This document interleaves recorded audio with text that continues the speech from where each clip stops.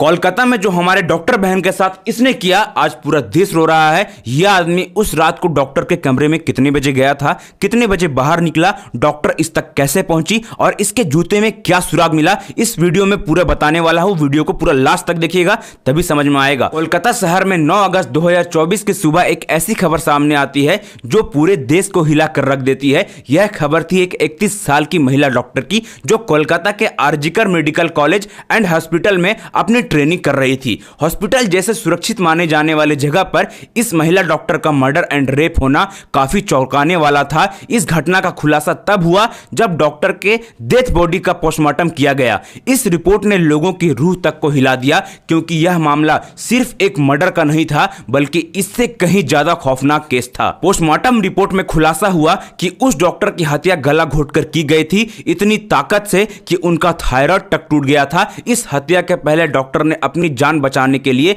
कोशिश की थी। इसका सबूत उनके शरीर पर मिले कई निशानों से मिला। सबसे डरावना सच बात तब सामने आया जब डॉक्टर के प्राइवेट पार्ट पर घावों के निशान पाए गए। इससे साफ हो गया कि यह सिर्फ मर्डर का मामला नहीं था, बल्कि यह रेप के बाद किया गया एक खौफनाक हत्याकांड था। हॉस्पिटल के परिसर में इतनी बड़ी घटना हो जाती है और किसी को कानों कान खबर तक नहीं होती। क्या उस रात कुछ ऐसा हुआ था जिसे जानकर आप गुस्से में बौखला जाओगे? क्या वहां कोई और था जिसने उस क्रूर घटना को अंजाम दिया, और अगर था तो आखिर वो कौन था? इन्हीं सवालों के जवाब खोजते हुए आज हम इस वीडियो में आपको बताएंगे कि आखिर हुआ क्या था उस रात में इस मेडिकल कॉलेज के शांत माने जाने वाले परिसर में। जब आपको सच का सामना होगा तो यकीन मानिए आपके भी रोंगटे खड़े हो जाएंगे। दोस्तों, वीडियो स्टार्ट करने से पहले मैं आपको बता दूं कि मैं यहां पर उस फीमेल डॉक्टर को सुरुति नाम से रेफर करने वाला हूं और यहां उनका रियल नेम नहीं है, सो कंफ्यूज मत होना।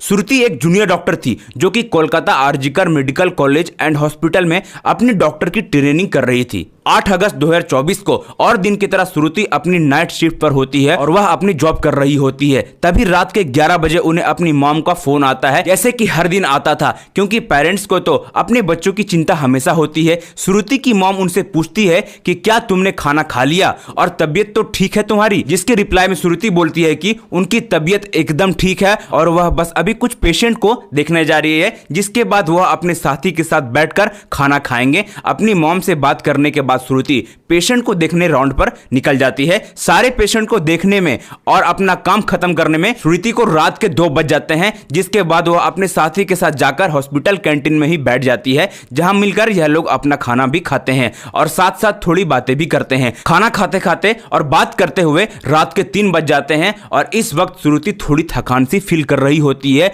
और वह अपनी थकान दूर करने के लिए इस हॉस्पिटल के 4th फ्लोर में बने सेमिनार हॉल में जाकर रेस्ट करने लगती है। सुरुति के रेस्ट करते करते सुबह के 7:30 बज जाते हैं, पर वह तभी सेमिनार हॉल के बाहर नहीं आती, जो कि काफी ज्यादा अनयूजुअल था, क्योंकि सुरुति कभी भी आधे घंटे से ज्यादा का ब्रेक नहीं लेती थी। हॉस्पिटल का एक वर्कर जो कि सुबह की शिफ्ट स्टार्ट होने से पहले हॉस्पिटल के सारे रूम को चेक कर रहा होता है और वह ऐसा ही सारे रूम को चेक करते हुए इस सेमिनार हॉल की तरफ आता है। जैसे ही वह सेमिनार हॉल के बाहर आकर उसका गेट खोलता है, उसकी आंखों के सामने होता है एक भयावह नजारा, जिसे देखकर वह बहुत जोर से चीख पड़ता है। इस वर्कर की चीख सुनकर आसपास के लोग वहां इकट्ठा हो जाते हैं और देखते हैं कि सेमिनार हॉल के अंदर सुरुति की बॉडी बिना कपड़ों के पड़ी हुई है और इसके बॉडी पर कुछ ब्लड के निशान भी है। यहां खड़े सब लोगों के लिए यह एक ट्रॉमा से कम नहीं था, स्पेशली दूसरे फीमेल डॉक्टर्स एंड वर्कर के लिए, क्योंकि उन्होंने अपनी आंखों के सामने ऐसा नजारा पहली बार देखा था, वह भी हॉस्पिटल के अंदर। सुरुति की बॉडी को देखकर आसपास खड़े सारे लोग उसे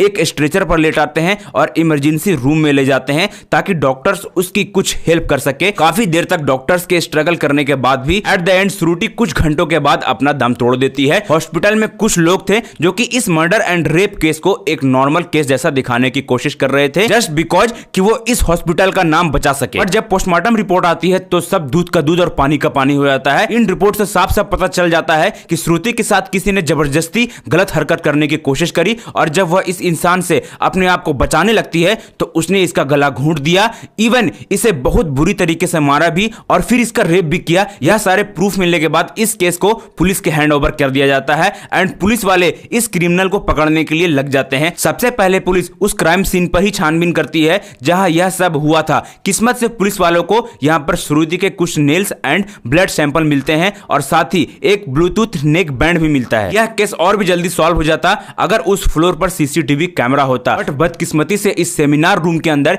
या इसके आसपास कोई सीसीटीवी कैमरा नहीं थे। लेकिन जिस रास्ते से इस फ्लोर पर एंटर करा जाता है वहां पर कुछ सीसीटीवी कैमरा थे। पुलिस वाले इन सीसीटीवी कैमरा के सुबह के 3 बजे से 8 बजे के बीच की रिकॉर्डिंग चेक करते हैं, कितने लोग इस फ्लोर पर आए और गए थे। इन सीसीटीवी फुटेज को चेक करने के बाद यह पता चलता है कि टोटल 6 लोग इस फ्लोर पर आए और गए थे। यह पता लगने के बाद पुलिस वाले एक एक करके इन 6 लोगों को पूछताछ के लिए बुलाते हैं और इन लोगों को इस बीच यहां कुछ भी अजीब दिखा कि नहीं। इन लोगों से पूछताछ के दौरान पुलिस वाले उनके फोन का ब्लूटूथ भी ऑन करके चेक करते हैं, जो कि ब्लूटूथ हेडसेट उन्हें मिला था वो इनमें से किसका था। क्योंकि आपको पता ही होगा कि एक बार अगर आप किसी ब्लूटूथ डिवाइस से अपना फोन पेयर करते हैं तो अगली बार वह उससे आसानी से कनेक्ट हो जाता है और फाइनली पुलिस वालों की यह ट्रिक काम भी आती है, क्योंकि यह ब्लूटूथ नेक बैंड इन 6 लोगों में से एक आदमी के फोन से कनेक्ट हो जाता है जिसका नाम था संजय राव, जो कि एक सिविल वॉलंटियर के अंदर काम करते हैं और उनकी हेल्प करते हैं छोटे मोटे कामों को मैनेज करने में। लाइक आपने बहुत सारे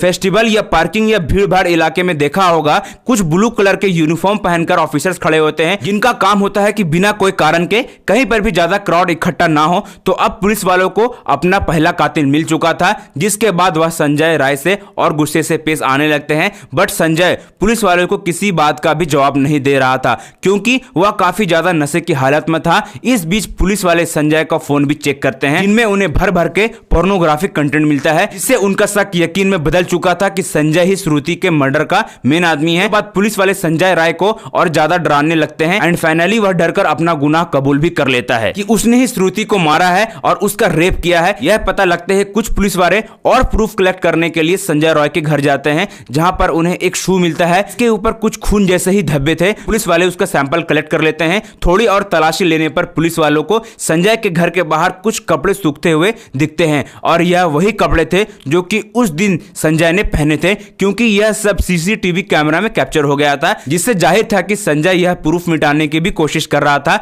बट जब संजय को पूछताछ के लिए पुलिस स्टेशन लाया गया तब उस वक्त वो काफी ज्यादा नशे की हालत में था।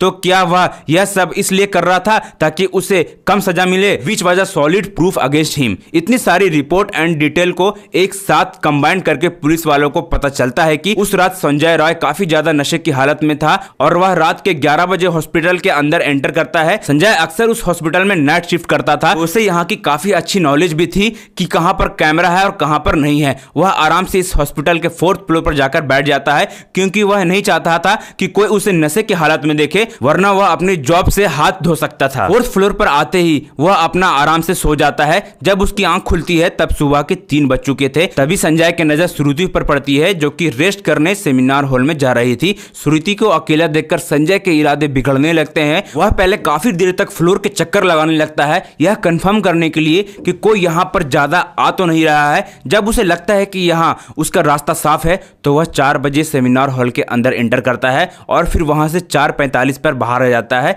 इन 45 मिनट तक श्रुति के साथ उस आदमी ने क्या क्या किया होगा और वह कितने पेन में से गुजरी होगी, यह सोचकर किसी का भी दिल सहम जाएगा, स्पेशली श्रुति के पेरेंट्स जिन्होंने इतनी उम्मीद से और सैक्रिफाइस करके अपनी बच्ची को डॉक्टर बनाने भेजा था। श्रुति अपने पेरेंट्स की अकेली बेटी थी तो उनके लिए यह तो किसी सदमे से कम नहीं होगा। एंड गाइज, यह केस अभी भी क्लोज नहीं हुआ है और 23 अगस्त तक संजय राय को कस्टडी में रखा जाएगा। इस कातिल इंसान के साथ क्या होना चाहिए आप कमेंट करके जरूर बताना। इस केस से रिलेटेड और जानकारी पाने के लिए चैनल को जरूर सब्सक्राइब कर लेना और लास्ट तक देख रहे हो तो चैनल को सब्सक्राइब करके जरूर जाना। यह वीडियो बनाने में हमें 2 दिन का समय लगा है। लाइक कर देना, सब्सक्राइब कर देना और यह चीज अपने सारे लड़कियों दोस्त तक शेयर कर देना ताकि वो भी इस पूरी घटना को जान सके।